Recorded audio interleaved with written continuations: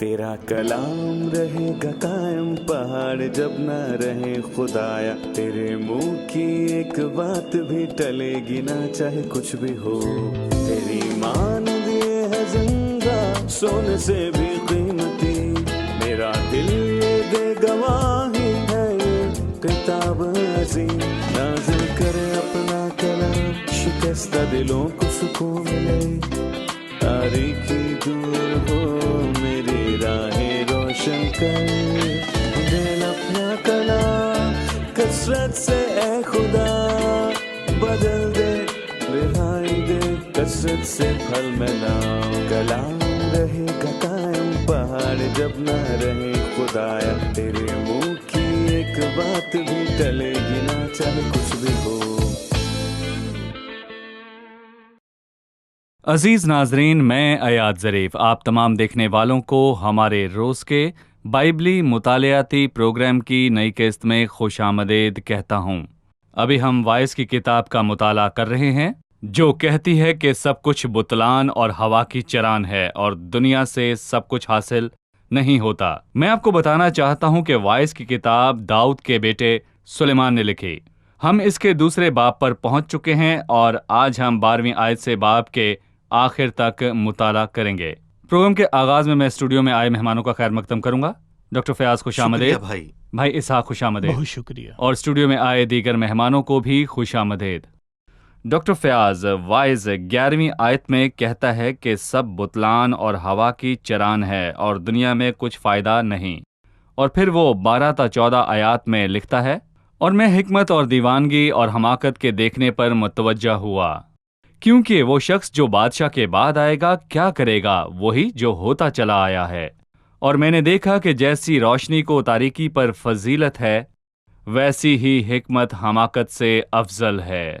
दानिश्वर अपनी आंखें अपने सर में रखता है पर अहमक अंधेरे में चलता है। तो भी मैं जान गया कि एक ही हादसा उन सब पर गुजरता है। लफ्ज़ अहमक और हमाकत बारहा इस्तेमाल हुए हैं। यहाँ हमाकत से क्या मुराद है? हमाकत हिकमत का मुतज़ाद है। हिकमत वो इल्म है जिसका इतलाक़ हम दरपेश आने वाली सूरत हाल पर करते हैं। हिकमत ज़िंदगी का हुनर है कि जो कुछ हमने सीखा उसके मुताबिक हम बर्ताव करें। ये फ़क्त दिमागी इल्म की बात नहीं बल्कि हिकमत ये है कि जो हमने ज़िंदगी में आने वाले हालात से सीखा उसका इतलाक़ करें। और हमाकत से मुराद ये है कि मेरे पास सही इल्म बिल्कुल नहीं है। मेरा मतलब ये है कि मेरे पास सही मालूमात नहीं है। सही इल्म का ताल्लुक खुदा के कलाम से है। अगर मैं खुदा के कलाम से हटकर किसी पैमाने का इस्तेमाल करूं तो इसे हमाकत माना जाएगा। हो सकता है मेरे पास मालूमात हो लेकिन वो गलत हो तो मैं अहमक हूँ। फिर चाहे मेरे पास खुदा के मुतालिक गलत मालूमात हो या अब्दियत के मुतालिक मैं जाहिल हूँ। भले ही मुझे उन मामलात का सही इल्म नहीं जिनका ताल्लुक खुदा या अब्दियत से नहीं, वो बेकार है। अगर मेरे पास फ़नून लतीफ़ा, सियासत या खेल या मौसीकी के मुतालिक इल्म है लेकिन मेरा खुदा से कोई ताल्लुक नहीं तो मेरा शुमार अहमकों से होता है क्योंकि मैं उससे वाकिफ नहीं।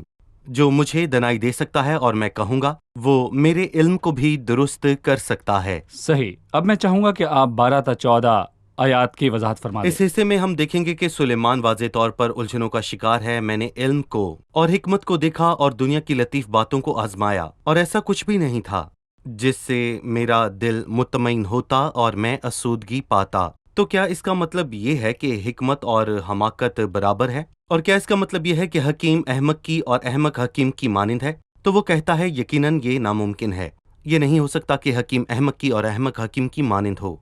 हकीम को अहमक पर फजीलत हासिल है और वो कहता है कि मैंने देखा कि जैसी रोशनी को तारीकी पर फजीलत हासिल है वैसे ही हिकमत अफजल है। वो फिर से उलझन का शिकार होता है और कहता है कि दानिश्वर क्यों कर अहमक की तरह मरता है, और अगर दोनों का अंजाम मौत ही है तो फिर पीछे क्या रह गया। और वो दुनिया में होने वाली इन बातों से हैरत का शिकार है और उनका जवाब चाहता है कि दानिश्वर क्यों कर अहमक की तरह मरता है। इस तरह तो दोनों ही एक जैसे हैं। जी ठीक है भाई इसहाक। 16वीं आयत और 17वीं आयत इस बात को मुकम्मल करती है। वो यहाँ कहता है क्योंकि ना दानिश्वर और ना अहमक की यादगार अबद तक रहेगी, इसलिए कि आने वाले दिनों में सब कुछ फरामोश हो चुकेगा। اور دانشور کیوں کر احمق کی طرح مرتا ہے؟ بس میں زندگی سے بیزار ہوا، کیونکہ جو کام دنیا میں کیا جاتا ہے مجھے بہت برا معلوم ہوا، کیونکہ سب بتلان اور ہوا کی چران ہے۔ وہ یہ بات دہراتا ہے کہ سب کچھ بتلان اور ہوا کی چران ہے۔ وہ کہتا ہے کہ ایسے لوگ ہیں جنہوں نے بڑے بڑے کام کیے لیکن وہ فراموش کر دیے گئے، اور کوئی بھی انہیں جانے کے بعد یاد نہیں کرتا۔ آپ کیا کہیں گے؟ جی، آپ اس میں کیا دیکھتے ہیں؟ وہ کہنا چاہتا ہے اگر دانشور اور بڑے کام کرنے والا شخص اس احمق کی مانند ہے جو کچھ حاصل نہیں کرتا اور نہ کچھ جانتا ہے، اور وہ دونوں ایک ہی طرح سے مرتے اور بھلا دیے جاتے اور ان کی یاد باقی نہ رہتی ہے، تو میں کس لیے جد و جہد کرتا رہوں؟ دراصل ایسی بات اس شخص کو بے دل کر دیتی ہے جو محنت کرتا اور جو سوچتا ہے اور جو حاصل کرتا ہے، کیونکہ یہ سب ختم ہو جائے گا اور دونوں ایک ہی طرح سے مارے جائیں گے۔ پھر سے میں اپنے شاگردوں کو یہ یاد دلاتا چلوں کہ وہ دنیا کی بات کر رہا ہے اسی پہلو کے مطابق جو وائس کی کتاب میں اس پہلو سے آگے نہیں بڑھ سکا، لیکن در حقیقت نہیں، سلیمان ایسا نہیں ہے۔ سلیمان تو کس بات کی یاد کر رہا ہے؟ ایسے لوگ ہیں جنہوں نے اپنی یاد کو ابدی بنانے کی کوشش کی، کچھ نے ارحام تعمیر کیے اور کچھ نے پتھر کے مینار بنائے۔ دراصل لوگ نام تو یاد رکھ سکتے ہیں، لیکن اہم سوال یہ ہے کہ وہ لوگ کون ہیں؟ حقیقی ایماندار جو خدا میں زندگی گزارتا ہے، جب وہ مرتا ہے تو اس کی موت احمق کی موت کی مانند نہیں ہوتی۔ جب ایک ایماندار مرتا ہے تو خداوند خود اس کی خوابگاہ کی چھان بین کرتا ہے، یہ کوئی معمولی موت نہیں ہے، یہ صرف سونا ہے۔ وہ مسیح کے ساتھ رہنے کی خاطر اپنی رہائش گاہ سے انتقال کرتا ہے۔ دراصل غیر ایماندار بھی فنا نہیں ہوتا، بلکہ وہ پاتال میں چلا جاتا ہے، جو کہ شریر کی انتظار گاہ کی جگہ ہے، جبکہ ایماندار راست بازی کی انتظار کی جگہ پر چلا جاتا ہے، یعنی فردوس میں مسیح کے ساتھ آخر تک۔ ایک کوئی قیامت نہ ہوگی اور ابد تک سب کے لیے ایک جیسی نہ رہے گی۔ جو یہاں خداوند میں زندگی بسر کرتا رہا، وہ اس کے ساتھ ابدیت میں آسمان پر خوش رہے گا، اور جس نے خدا سے دور رہ کر زندگی گزاری، وہ اپنی ابدیت میں بھی اس سے دور جہنم میں رہے گا۔ جہنم سے مراد خدا سے دور رہنا ہے، لیکن اہم ترین بات یہ ہے کہ وہ کون ہے جسے یاد باقی رہتی ہے۔ دراصل بائبل ایسے ناموں اور کرداروں سے بھری پڑی ہے جن کی یاد ہزاروں سال تک قائم رہے گی۔ خدا کا کلام آسمانوں پر مضبوطی سے قائم ہے، لہٰذا اس کی یاد ہمیشہ قائم رہے گی۔ اسی طرح سب ایماندار بھی۔ سلیمان خود سے یہ سوال کر سکتا تھا کہ کیا ابراہم کا نام اب تک قائم نہیں؟ صحیح۔ کیا یعقوب کا نام جو قبیلوں کا باپ ہے اب تک قائم نہیں؟ کیا موسیٰ کا نام اب تک قائم نہیں؟ سلیمان کے دور میں ابراہم کا نام عظمت سے لیا جاتا، موسیٰ کا نام عظمت سے لیا جاتا۔ اسے یہ جاننا باقی تھا کہ جب نام خدا سے وابستہ ہوتے ہیں تو وہ ابدی ہو جاتے ہیں۔ ابراہم خدا کا اس نے دنیا پر غور کیا۔ اس نے دنیا پر غور کیا۔ ہم وقفے کے بعد مہمانوں کے سوالات کے ساتھ حاضر ہوں گے۔ ناظرین، ملتے ہیں ایک چھوٹے سے وقفے کے بعد، ہمارے ساتھ رہیے۔ تھامس ایڈیسن انتہائی ذہین تھا، لیکن وہ ایک غیر معمولی شخص کی طرح ہی دنیا سے چلا گیا۔ بالآخر اسے کیا فائدہ ہوا؟ آج تک اس کی لیب فورٹ مائنز فلوریڈا امریکہ میں موجود ہے۔ اگر آپ کا کبھی وہاں جانا ہو تو اس کا گھر اور لیب دیکھنے سے تعلق رکھتے ہیں۔ بالآخر میرے دوست، دل مطمئن نہیں ہوتا اس وقت تک جب تک خدا آپ کا دل مطمئن نہ کرے۔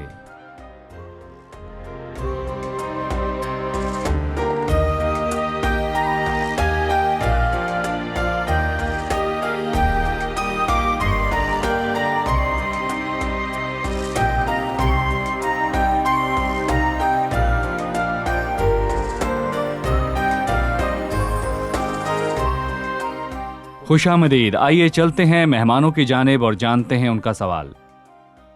جی، 18ویں آیت میں لکھا ہے، بلکہ میں اپنی ساری محنت سے جو دنیا میں کی تھی بیزار ہوا، کیونکہ ضرور ہے کہ میں اسے اس آدمی کے لیے جو میرے بعد آئے گا چھوڑ جاؤں۔ ہم دیکھتے ہیں کہ کچھ لوگ اپنا سب کچھ اپنے بچوں کے لیے چھوڑ جاتے ہیں اور اس بات سے خوش ہوتے ہیں۔ تو سلیمان کو اس بات سے مسئلہ کیوں تھا؟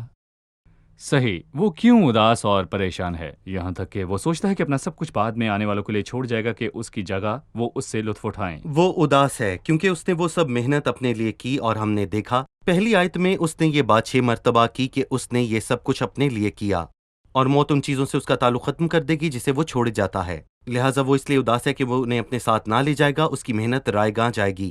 دوسرا مسئلہ یہ ہے کہ اس کی محنت کا پھل کوئی اور کھائے گا، اور جو احمق بھی ہو سکتا ہے، اور اگر کوئی احمق ہوگا تو وہ اسے ضائع کر دے گا۔ سو وہ اس لیے پریشان ہے کہ اس کی ساری محنت رائگاں جائے گی۔ لہذا جی۔ جس کا اسے ڈر تھا وہی ہوا۔ اس نے 12 قبیلوں کی سلطنت ایسے شخص کے آگے چھوڑ دی جو احمق تھا، اس کا بیٹا ربہام۔ اس نے 10 قبیلوں کو کھو دیا اور فقط 2 دیکھیں، قبیلے۔ دکھ کی بات یہ ہے کہ جس نے سلیمان کے بیٹے رہبام سے وہ قبیلے لیے، وہ اس کے باپ کا ملازم تھا، وہ کوئی بادشاہ نہ تھا۔ اس نے خادم ہوتے ہوئے 10 قبیلے لے لیے اور اس نے یہودا کے ساتھ ایک قبیلہ چھوڑا۔ صحیح۔ خداوند ہماری اور ہماری اولاد کی حفاظت کرے، کیونکہ سلیمان اس کا ذمہ دار تھا، کیونکہ مجھے لگتا ہے کہ خداوند سے دوری کا وہ وقت اس کی اولاد کی زندگی میں ایک اہم عرصہ تھا جس میں انہیں اسے ایک مثال کے طور پر دیکھنا چاہیے تھا، لیکن انہوں نے اسے وہ سب کرتے دیکھا، لہٰذا وہ بھی ویسے ہی تھے۔ امثال کی کتاب میں سلیمان اپنے بیٹے کی تربیت کر رہا ہے۔ امثال کی کتاب یوں لکھی گئی، گویا ربہام اپنے باپ سے احکام کو حاصل کر رہا ہے، لیکن ان میں سے کسی ایک پر بھی وہ بالکل۔ عمل پیرا نہ ہوا۔ جو اس نے اسے بتایا وہ اس کے برعکس ہی چلا۔ شاید اس نے بعد ازاں یہ دیکھا کہ سلیمان کی ہاں، یہ زندگی بھی ایک ایک اچھی وجہ ہو مثال نہ سکتی بن ہے۔ سکی۔ ڈاکٹر فیاض اسی 18ویں آیت میں لکھا ہے، بلکہ میں اپنی ساری محنت سے جو دنیا میں کی تھی بیزار ہوا، کیونکہ ضرور ہے کہ میں اسے اس آدمی کے لیے جو میرے بعد آئے گا چھوڑ جاؤں۔ ایسی محنت ہے جو نفرت انگیز ہے، جس کا کچھ فائدہ نہیں۔ کیا اس کے علاوہ بھی کسی طرح کی محنت ہے جو محبوب ہے اور ابدی پھل لاتی ہے؟ مجھے یاد ہے کہ خداوند یسوع مسیح دنیا میں ایک انسان تھا، اور اس نے اپنی خدمت کے آخر میں نبوت کی روح سے کہا کہ میں نے اپنی قوت بے فائدہ بطالت میں صرف کی۔ مسیح نے 3.5 برس محنت کی، وہ ابلیس کے تمام ستائے ہوا میں بھلائی اور بانٹتا گیا، اور اس کے پاس آرام کرنے کا وقت نہ تھا، اور ایک سے زیادہ مرتبہ اسے کھانے کی فرصت نہ ملی، اور وہ شہر شہر اور گاؤں گاؤں پھرتا رہا۔ 3.5 برس کی خدمت کے آخر میں ایسا لگا کہ اس کی ساری خدمت رائگاں گئی، بہتوں نے اس کا یقین نہ کیا، اور اس کی زندگی میں اس پر ایمان لانے والے 500 اشخاص سے زیادہ نہ تھے۔ اور اس نے نبوت کی روح سے کہا کہ میں نے اپنی قوت بے فائدہ بطالت میں صرف کی، لیکن باپ نے اسے جواب دیا، یہ تو ہلکی سی بات ہے کہ تو یعقوب کے قبائل کو برپا کرنے اور محفوظ اسرائیل کو واپس لانے کے لیے میرا خادم ہو، یعنی کہ تیرا انسان اور خادم بننا چھوٹی بات ہے، کیونکہ تیری خدمت کا پھل صرف اسرائیل تک ہی محدود ہے، پر ضرور ہے کہ تو اپنی محنت کا پھل پائے۔ تجھ کو قوموں کے لیے نور بناؤں گا کہ تجھ سے میری نجات زمین کے کناروں تک پہنچے گی، اور ضرور ہے کہ تو اپنی محنت کا انعام پائے اور تیری محنت ابدی پھل لائے۔ اور اسی لیے مسیح کو بطور انسان صلیبی کام کی تکمیل کے بعد بڑا انعام دیا گیا کہ وہ جلال پا کر باپ کے تخت پر بیٹھا۔ سارا اختیار اسے دیا گیا، اسے سب قوموں پر اختیار بخشا گیا، اور وہ دنیا کی عدالت کرے گا۔ لہٰذا وہ بہت سے انعام کا حقدار ہے، اور جو کوئی مسیح کی پیروی کرتا ہے اس کی محنت بے فائدہ نہ ہوگی۔ اور ہمیں پولس یاد ہے جس نے اپنی ساری خدمت کے آخر میں دوسرے تموتھیوس کے خط کے 4 باب میں شہید ہونے سے پیشتر یہ کہا کہ میں نے بڑی محنت کی۔ پولس، کیا تجھے اس محنت پر افسوس ہے؟ اس نے کہا، ہرگز نہیں، میں اچھی کشتی لڑ چکا، میں نے دوڑ کو ختم کر لیا، میں نے ایمان کو محفوظ رکھا، آئندہ کے لیے میرے واسطے راست بازی کا وہ تاج رکھا ہوا ہے۔ اور کہتا ہے، پس اے میرے عزیز بھائیو، ثابت قدم اور قائم رہو، اور خداوند کے کام ہمیشہ افزائش کرتے رہو، کیونکہ یہ جانتے ہو کہ تمہاری محنت خداوند میں بے فائدہ نہیں، اور ہر کوئی جو خداوند میں محنت کرتا ہے، چاہے وہ خداوند کے نام پر ایک پانی کا پیالہ بھی دیتا ہے، وہ اپنا اجر پائے گا، اور اس کی محنت بے فائدہ نہ ہوگی۔ ایسے کام ہیں جو آج تک با اثر ہیں۔ مثال کے طور پر بائبل کا موجودہ عربی ترجمہ جو ہمارے پاس ہے، ہمیں کرنیلیس وین ڈائک یاد ہے، جس نے برسوں محنت کی اور جدوجہد کی تاکہ ہم تک اس عربی نسخے کو پہنچا سکے۔ اس کی محنت کی برکت آج تک قائم ہے، اور جو کوئی بائبل مقدس کو کھولتا ہے وہ آرام اور نجات حاصل کرتا ہے۔ یہ تو موجودہ پھل ہے، اس کا ابدی پھل بھی ہے۔ خداوند اسے اس کا انعام دے گا، اور اسی طرح سے وہ خادم جو اپنا گھر چھوڑتا اور خداوند کے لیے محنت کرنے کو نکلتا ہے، اور وہ ملازم جو خداوند کے سامنے ایمانداری سے کام کرتا ہے۔ دراصل ایمانداری کی زندگی بہت مہنگی ہے، لیکن خداوند کے حضور سے اس کا اجر ملتا ہے۔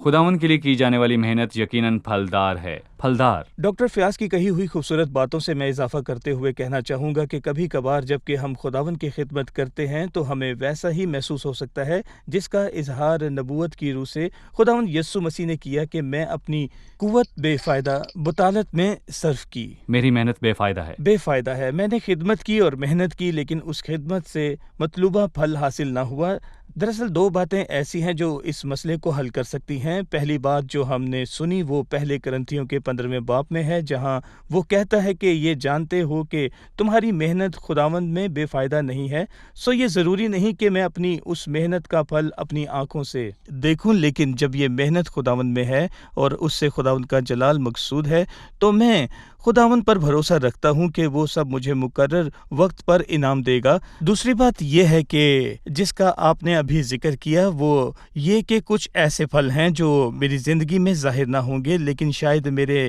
منظر سے جانے کے بعد لوگ میری خدمت کے پھلوں کو دیکھیں گے، جس طرح خدا کے بندوں نے اس پھل کو نہیں دیکھا۔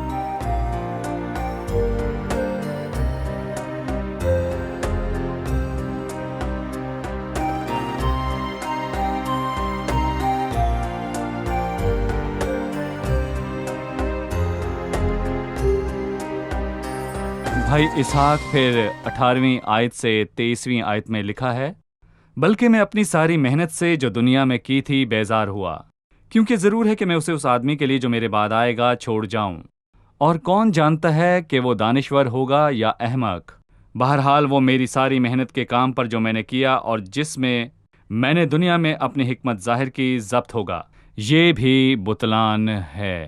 تب میں پھرا کہ اپنے دل کو اس سارے کام سے جو میں نے دنیا میں کیا تھا نا امید کروں، کیونکہ ایسا شخص بھی ہے جس کے کام حکمت اور دانائی اور کامیابی کے ساتھ ہیں، لیکن وہ ان کو دوسرے آدمی کے لیے جس نے ان میں کچھ محنت نہیں کی اس کی میراث کے لیے چھوڑ جائے گا۔ یہ بھی بطلان اور بلائی عظیم ہے، کیونکہ آدمی کو اس کی ساری مشقت اور جاں فشانی سے جو اس نے دنیا میں کی کیا حاصل ہے، کیونکہ ضرور ہے کہ میں اسے اس آدمی کے لیے جو میرے بعد آئے گا چھوڑ جاؤں، اور کون جانتا ہے کہ وہ دانشور ہوگا یا احمق، یہ بھی بطلان ہے۔ وہ اس شخص کی بات کرتا ہے جس نے محنت کی اور اس کے بعد آنے والا اگر احمق ہوا تو وہ اسے ضائع کر سکتا ہے، جس کے باعث اس کا دل غم اور ماتم سے بھر گیا۔ اور پھر اس نے 23ویں آیت میں کہا، کیونکہ اس کے لیے عمر بھر غم ہے اور اس کی محنت ماتم ہے، بلکہ اس کا دل رات کو بھی آرام نہیں پاتا۔ یہ سب بھی کیا بطلان کہیں گے؟ ہے۔ جیسا کہ ہم نے کچھ دیر پہلے کہا کہ اس نے اپنے لیے محنت کی، لہٰذا جو کچھ اس نے کیا اس کی جان کو اس سے وابستگی ہے۔ نتیجتاً وہ یہ سوچتا ہے کہ جس لمحے وہ اپنے کام سے جدا ہوگا وہ اس کے لیے بڑا تباہ کن ہوگا۔ سب سے پہلے اس لیے کہ وہ اپنے کام کرنے کا لطف کھو دے گا، دوسرا کیونکہ وہ اس کی ضمانت نہیں دے سکتا کہ اس کے بعد کون اسے سنبھالے گا، اور ویسے وہ تاریخی اعتبار سے درست تھا، کیونکہ بعد ازاں اس کے بیٹے کے ایام میں سلطنت میں تقسیم ہو گیا۔ کیسا بڑا دکھ ہے، تو پھر کسی کے کچھ کرنے کا فائدہ ہی کیا ہے؟ میرا خیال ہے جو ہم نے کہا اس سے اس کی تصدیق ہوتی ہے کہ یہ شخص دنیا پر غور کر رہا ہے اور اس کا نقطۂ نظر روحانی یا ابدی سمت نہیں رکھتی جو خدا سے وابستہ ہے، اور نتیجتاً اسے محسوس ہوتا ہے کہ جو کچھ وہ کر رہا ہے بے فائدہ ہے، اور وہ اس لیے بھی اداس ہے کیونکہ وہ کسی اور کے لیے اپنا کچھ چھوڑ جاتا ہے، اور جو کچھ وہ چھوڑ جاتا ہے مادی ہے نہ کہ روحانی۔ اگر وہ کچھ روحانی ہوتا تو ایماندار یا خادم وہ اپنے واسطے نہ کرتا۔ مثلاً پالوس رسول نے جبکہ وہ زندہ بھی تھا کہا، اور جو باتیں تمہارے فائدہ کی تھیں ان کے بیان کرنے اور اعلانیہ اور گھر گھر سکھانے سے کبھی نہ جھجکا۔ اپنی موت کے بعد اس نے ایک بڑی روحانی میراث چھوڑی، مثلاً اس نے الہام کے وسیلہ خطوط تحریر کیے، اس میں بائبل کے لفظ پورے ہوئے کہ اگرچہ وہ مر گیا تو بھی اب تک کلام کرتا ہے، اس کا کام 2000 سے پھل لا رہا ہے۔ جب سے نیا عہد نامہ لکھا گیا تب سے لے کر آج تک خدا کا کلام جاری ہے۔ تو پھر مسئلہ کیا ہے؟ مسئلہ یہ ہے کہ سلیمان کو کئی مسئلے تھے۔ سب سے پہلے تو اس کا نقطۂ نظر دنیا کا تھا، دوسرا وہ اپنے واسطے کام کر رہا تھا، تیسرا اس نے چیزوں کو خود سے وابستہ کیا اور ان سے ایک مختار کا سا برتاؤ نہ کیا، جیسا کہ ہم کچھ دیر پہلے بات کر رہے تھے کہ اس کی سوچ دیکھ کر لوگوں ہی کی مانند ہے کہ مستقبل اندیکھا اور پر اسرار ہے، لیکن سچائی یہ ہے کہ وہ خدا کے ہاتھ میں ہے۔ جب میں خداوند کے پیچھے چلتا ہوں تو میں حاصل کروں گا اور میرے بعد میری اولاد حاصل کرے گی۔ اس کے برعکس مجھے دوسرے سلاطین کا ایک واقعہ یاد ہے کہ انبیاء زادوں میں سے ایک شخص تھا جو غریب تھا، اور جب وہ مر گیا تو قرض خواہ آیا کہ اس نے دونوں بچوں کو لے جائے اور انہیں غلام بنائے، سو وہ بیوہ خدا کے بندہ علیشا سے فریاد کرنے لگی، اور اس کا کہنا یہ تھا کہ میرا شوہر تیرا خادم خداوند سے ڈرتا تھا، اور اس شخص نے اپنے بچے کے لیے کچھ نہ صحیح، چھوڑا۔ ٹھیک ہے، میں نے بہت ہی صادق خوبصورت کو باتیں۔ بےکس اور اس کی اور اولاد اس کی کو اولاد کو ٹکڑے ٹکڑے مانگتے مانگتے نہیں نہیں دیکھا۔ جی ٹھیک ہے، چلیے اب مہمانوں سے ان کا سوال جانتے ہیں۔ جی سوال کیجیے۔ سلیمان کے پاس بہت کچھ تھا اور آخر میں اس نے کہا کہ سب کچھ بتلان ہے۔ جب سب کچھ بتلان ہے تو وہ اداس کیوں ہے؟ کیا اس لیے کہ وہ سب اپنے بعد آنے والوں کے لیے چھوڑنا چاہتا ہے؟ صحیح، جب سب کچھ ہی بتلان ہے تو وہ اسے چھوڑنے پر اداس کیوں ہے؟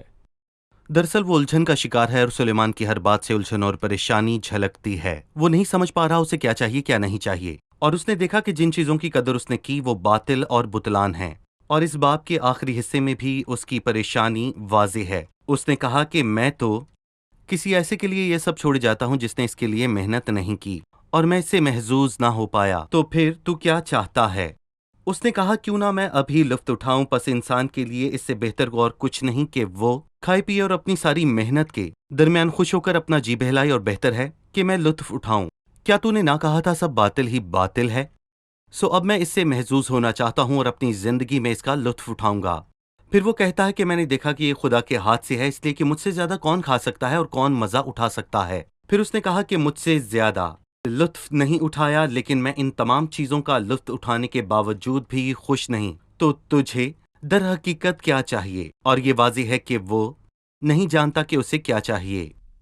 اور میں وہ الجھن کا کہوں گا شکار ہے۔ کہ باب وہ کے الجھن اس کا شکار آخری حصے میں وہ پہلے کہی ہوئی باتوں کے برعکس بات کرتا ہے، کیونکہ وہ کہتا ہے کہ وہ اس آدمی کو جو اس کے حضور اچھا ہے، حکمت اور دانائی اور خوشی بخشتا ہے، اور گناہگار کو زحمت دیتا ہے کہ وہ جمع کرے، انبار لگائے اور اسے دے، اور یہ بھی بتلان اور ہوا کی چران ہے۔ اور وہ دیکھتا ہے کہ خدا ایک گناہگار کو دولت حاصل کرنے دیتا ہے اور اس کے پاس بہت زیادہ پیسہ ہوتا ہے، تاکہ وہ اس کے بعد کسی راست باز کو ملے، اور امثال کے 13ویں باب میں ایک اچھی آیت لکھی ہے کہ گناہگار کی دولت صادقوں کے لیے فراہم کی جاتی ہے، جبکہ تو ایک ایسے شخص کے بارے میں بات کر رہا ہے جو اپنی دولت راست بازوں کے لیے چھوڑے جاتا ہے۔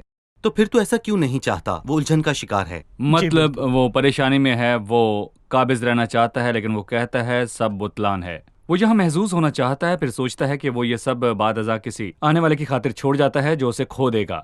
مطلب وہ ڈاواں ڈول ہے۔ بالکل، میں کہنا چاہتا ہوں بھائی یاد کہ دنیا میں دیکھیں تو عظیم ترین مفکروں اور فلسفے کے ماہرین نے الجھن اور نفسیاتی طور پر عدم توازن برپا کیا ہے، یہاں تک کہ لوگ راتوں کو سو نہیں پاتے ہیں، اور ہم 23ویں آیت میں دیکھتے ہیں بلکہ اس کا دل رات کو بھی آرام نہیں پاتا۔ میں ایک سوال کرنا چاہتا ہوں، سلیمان جیسا شخص کس طرح سے رات کو سونے سے کہاں سے رہ سکتا ہے؟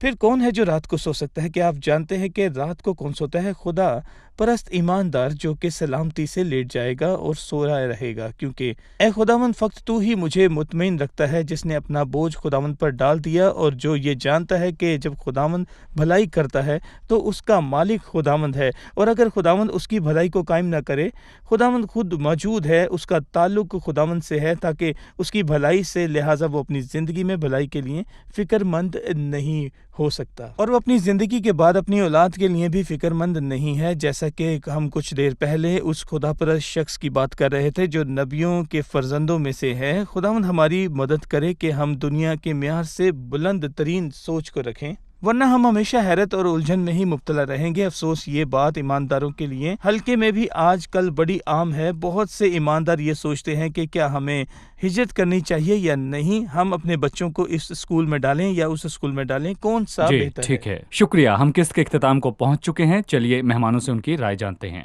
جی آج کے پروگرام سے آپ نے کیا سیکھا؟ سب سے اہم بات جو مجھے اپنے بچوں کو میراث کے طور پر بتانی ہے یہ ہے کہ خداوند میں رہو۔ کچھ بھی میں جو اپنے واسطے کروں وہ میری زندگی کو رنجیدہ کرے گا۔ بہت سال پہلے میں ایک خاتون سے ملی جس کے ہاں اولاد نہ تھی اور اسے اولاد کی آرزو تھی، اور جب اس کے ہاں ایک لڑکی پیدا ہوئی اس نے سوچا کہ وہ لڑکی اس کے بڑھاپے کا سہارا بنے گی، لیکن آج 15 سال بعد وہ رنجیدہ زندگی گزار رہی ہے کیونکہ اس نے اسے خداوند کے خوف میں پروان نہ چڑھایا۔ صحیح۔ ہر بات جس پر دنیا میں محنت ہوتی ہے بے فائدہ ہے، لیکن ایسی بھی محنت ہے جو بے فائدہ نہیں کہ خدا ان کے کام میں ہمیشہ افزائش کرتے رہو، کیونکہ جانتے ہو کہ تمہاری محنت خدا میں بے فائدہ نہیں۔ صحیح۔ اگر ہم دنیا پر غور کریں گے تو ہم سلیمان کی مانند بے خوابی میں مبتلا رہیں گے، لیکن جب ہم خداوند کی طرف دیکھتے ہیں تو اے خداوند فقط تو ہی مجھے مطمئن رکھتا ہے۔ صحیح، شکریہ، خداوند آپ کو برکت دے، خادمین کا بھی آمین۔ شکریہ۔ اگلی قسط میں آپ سے پھر ملاقات ہوگی۔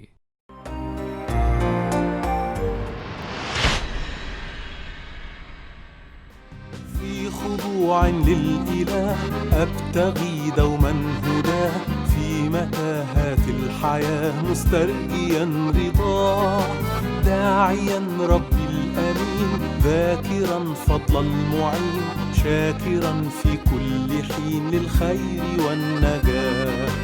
أي شكر أستطيع، أي قول قد أذيع، كي أعوض العلي البديع. خيرك ربي وسيع، سترك ستر منيع، عارف اسمي فلن أضيع. أي شكر أستطيع، أي قول قد أذيع، كي أعوض العلي البديع. خيرك ربي وسيع، سترك ستر منيع، عارف اسمي فلن أضيع. حضنك الوافي الدفيء فهو بالحب مليء، ضامني حتى تجيء من كل ما يروع. باركا قلبي الشكور حين أعطي بسرور، ليس عشرا بل عشور لربنا يسوع. كل خير أو أمل، كل قول أو عمل، فليكن باسم الحمل يسوعنا المسيح. فهو قد أحبنا، قد هدى أقدامنا، قد شفى أمراضنا وفيه نستريح. أي شكر أستطيع، أي قول قد أذيع، كي أعوض العلي البديع. خيرك ربي وسيع، سترك ستر منيع، عارف اسمي فلن أضيع. أي شكر أستطيع، أي قول قد أذيع، كي أعوض العلي البديع. خيرك ربي وسيع، سترك ستر منيع، عارف اسمي فلن أضيع. حضنك الوافي الدفيء فهو بالحب مليء، ضامني حتى تجيء من كل ما يروع. باركا قلبي الشكور حين أعطي بسرور، ليس عشرا بل عشور لربنا يسوع. يا إله العزة أنت نبع القوة، لاصطناع الثروة من جودك العميم. أعطني روح الوكيل سالكا خير السبيل، في الكثير والقليل لمجدك العظيم. तेरा कलाम रहेगा कायम पहाड़ जब ना रहे खुदाया, तेरे मुंह की एक बात भी टलेगी ना चाहे कुछ भी हो। तेरी मान दिए है जिंदा सोने से भी कीमती, मेरा दिल ये दे गवाही है ये किताब अज़ीम। नाज़िल करे अपना कलाम, शिकस्ता दिलों को सुकून मिले, तारीकी दूर हो मेरी राहें रोशन कर। दिल अपना कलाम कसरत से ए खुदा बदल दे, रिहाई दे कसरत से फल मिलाओ। कलाम रहेगा कायम पहाड़ जब ना रहे खुदाया, तेरे मुंह की एक बात भी टलेगी ना चाहे कुछ भी हो।